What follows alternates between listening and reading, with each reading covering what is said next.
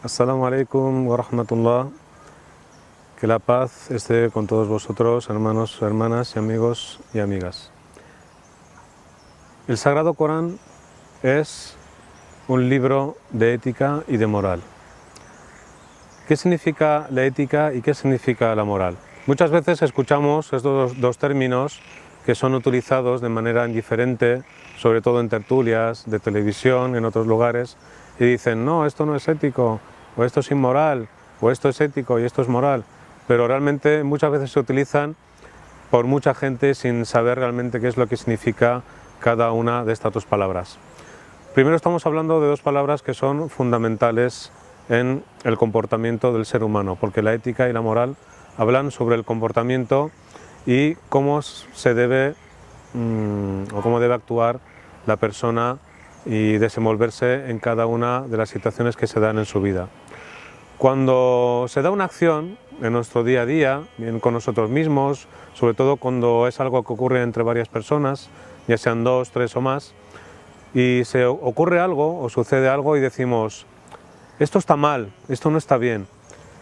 Eso que decimos y la forma en lo que decimos y sobre todo el valor que damos a esa acción, a eso se le llama moral. Es decir, cuando decimos si algo está bien o si algo está mal, o si algún hijo nuestro o algún amigo nuestro o alguna hermana o hermano en el din hace alguna cosa y está bien y decimos, eso está bien, eso es bueno, eso es moral. ¿Por qué? Porque estamos dando un valor y estamos emitiendo un juicio sobre algo, ya sea positivo o sea negativo. Por lo tanto, cuando hablamos de moral islámica o cuando se habla de otro tipo de moral, en este caso de la moral que transmite el Corán, es que estamos dando un juicio, estamos dando un valor sobre los actos. Es decir, si decimos esto está bien según el Corán o esto está mal según el Corán, significa que estamos hablando de una moral en base a los parámetros y a los valores que transmite el último libro revelado por Allah. Y cuando hablamos de la ética, hablamos de cómo se sustenta o cómo argumentamos eso que decimos que está bien o eso que decimos que está mal. Porque el Corán, una de las cosas que tiene y que nosotros desgraciadamente no utilizamos pedagógicamente a la hora de enseñar el Islam a nuestros hijos, es que únicamente nos quedamos en el hecho moral, es decir, nos quedamos en decir si esto es haram o si esto no es haram, si esto es haram o si esto es halal, si esto es ilícito o si esto es lícito, si está bien o si está mal. Sin embargo, el Islam tiene toda una ética, es decir, nos enseña cuáles son las bases, cuáles son los fundamentos y cuáles son los valores sobre los cuales se sustentan nuestra forma de emitir un juicio o nuestra forma de actuar más concretamente. Por eso cuando decimos esto está mal, tenemos que acudir a la ética coránica, es decir, ¿por qué esto está mal? O cuando decimos esto está bien, tenemos que decir ¿por qué esto está bien?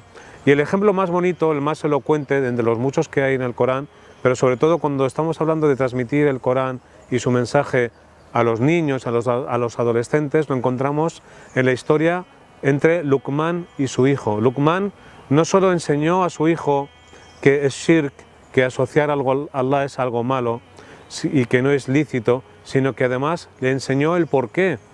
Y cuando uno enseña el porqué de las cosas, está enseñando su ética. Entonces, cuando Luqman le dijo, Inna shirka la dhulmun azim, ciertamente asociar algo a Allah es una injusticia tremenda, le estaba enseñando ética. Le enseña el valor moral y por un lado le enseña también la ética. Y eso es lo que nos falta a los musulmanes. Mucha pedagogía respecto a la ética, es decir, cuáles son los valores y cuáles son las bases de nuestra moral.